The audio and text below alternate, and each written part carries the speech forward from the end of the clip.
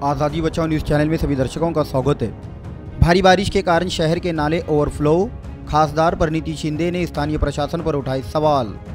दरअसल सोलापुर शहर में पिछले 4 दिनों से लगातार हो रही बारिश के कारण शहर के सभी नाले ओवरफ्लो होने की वजह से सारा गंदा पानी ड्रेनेज चेंबर से बाहर आकर नागरिकों के घरों में आ रहा है, जिससे आम जनता को काफ़ी दिक्कतों का सामना करना पड़ रहा है।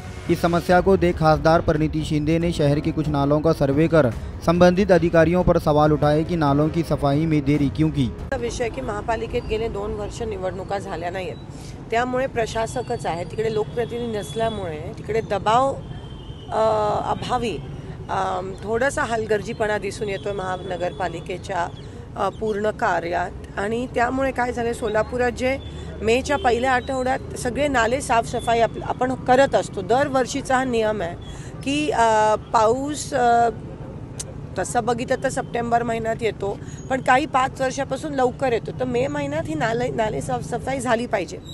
आता मी मगासपासून सगळे जेवढे सोलापूरचे मेन नाले तिथे मी जाऊन आली, असं एकंदरीत दिसून येते की हे फक्त वरवर झालंय काम, हे ज्या खोला ज्या पद्धतीत झालं पाहिजे होतं ते झालं नाही आहे। आणि त्यामुळे जो परवा पाऊस पडला, जवळजवळ 80 mm पडला, त्याच्यामुळे सगळे नाले ओव्हरफ्लो झालेत, चोकअप झालेत, ड्रेनेज सिस्टीम पूर्ण सोलापूर शहराची खोळंबली आहे आणि लोकांच्या घरात पाणी शिरलं आहे, खालून पाणी येत आहे लोकांच्या घरात। हे होतं दरवर्षी, पण हे आज एवढ्याशा पावसात एवढं लवकर झालं आहे, तर मला असं वाटतं हे महापालिकेच्या अधिकाऱ्यांनी हे थोडंसं सिरियसली घेणं गरजेचं आहे।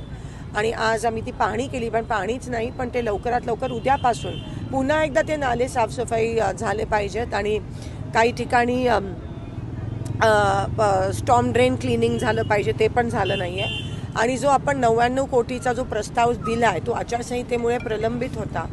आता मी UD सेक्रेटरीना फोन करून तो लवकरात लवकर प्रस्ताव, जे आपले नाले आहेत तिकडे बाजूला भिंत बांधून त्याचं चांगलं अजून थोडंसं रिफर्बिश करून, म्हणजे जे आपली लोक जी नाल्यात कचरा गाद्या पण टाकतात, ते कुठेतरी पण आपले पण मला असं वाटतं जबाबदारी आहे, आपण पण त्याच्यात लक्ष देणं महत्त्वाचं आहे। काही ठिकाणी गाद्या, काही ठिकाणी बिच्छाने सगळं टाकलं आहे, तर ते त्याच्यामुळे पण चोकअप होतं आहे। तर ते थांबवण्यासाठी आता जी 99 कोटीची निधी मागितली ती ताबडतोब मिळाली पाहिजे, त्यासाठी मी प्रयत्न करून UD सेक्रेटरींशी पण बोलणार आहे। आणि उद्या 3:30 वाजता आपण महापालिका आयुक्त एक आढावा बैठक घेणार आहोत, कारण का पाऊस आहे, नाले साफसफाई झाली पाहिजे, रस्ते काही ठिकाणी खचले ते बंद झालं पाहिजे आणि पाणी पुरवठा पण सुरळीत झाला पाहिजे। त्यासोबत आत्ता 6 वाजता कलेक्टरांकडे पण ग्रामीण भागातला पाण्याचा जो प्रश्न आहे त्याचा पण आढावा, कारण का अतिवृष्टीमुळे काही घरं त्या ठिकाणी पडलेत, काही शेतींचं नुकसान झालं,